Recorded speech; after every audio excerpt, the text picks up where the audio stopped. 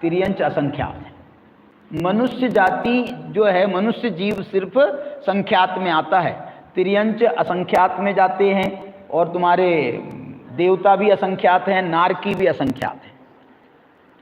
और बताओ, वो जो समोसण लगता है ना भगवान का, 12 कोठे बनते हैं, उसमें देवता और देवियाँ वगैरह सब बैठे रहती हैं। एक एक कोठे में कितने देवता बैठते हैं?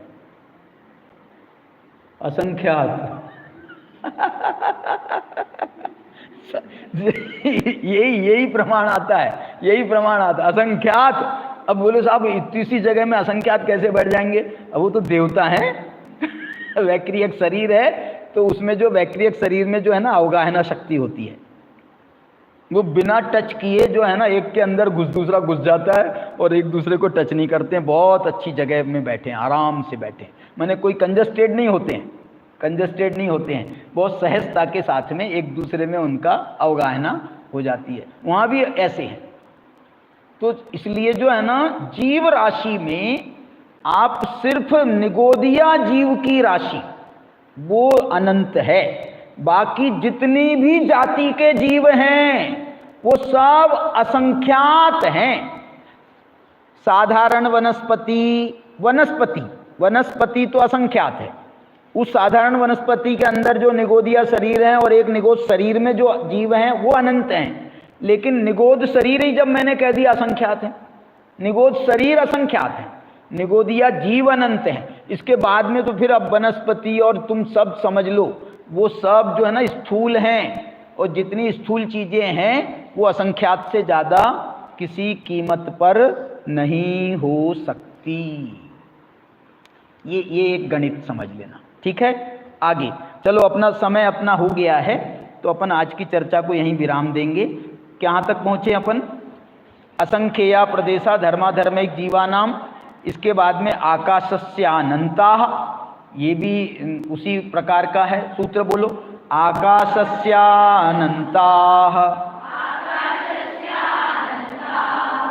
संख्येया संख्येयाश्च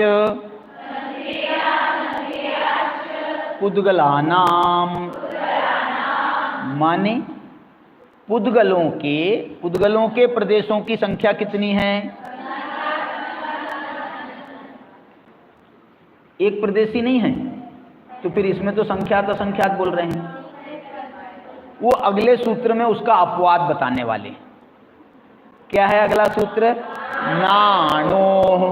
वो कह रहे हैं सारे स्कंद रूप जो पुद्गल हैं उनकी संख्या तो, उनके प्रदेशों की संख्या तो संख्यात असंख्यात और अनंत है, लेकिन जो अणु है, अणु, उसके प्रदेशों की संख्या संख्यात असंख्यात अनंत नहीं है, वो तो एक प्रदेशी ही है। नानो माने, नानो का मतलब एक प्रदेशी है। ये कहाँ निकला?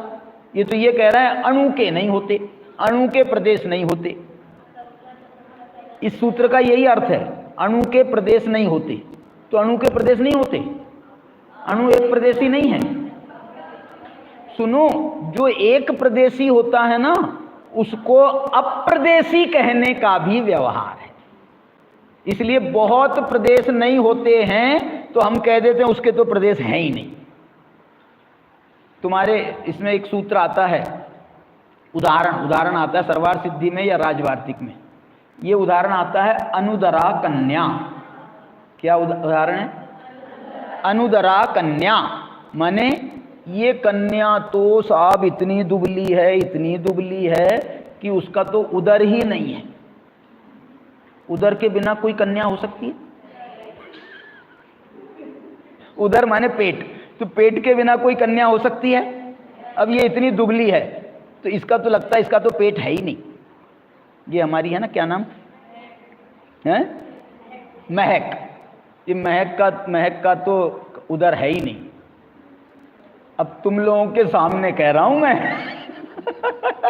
बाकी सबके सामने उसका कहने में आता है कि इसका तो उदर ही नहीं है, लेकिन उसका उदर नहीं है ऐसा थोड़ी है। ऐसे ही परमाणु के प्रदेश नहीं होते, ये ऐसा व्यवहार है कहने का, लेकिन परमाणु भी एक प्रदेशी तो होता है।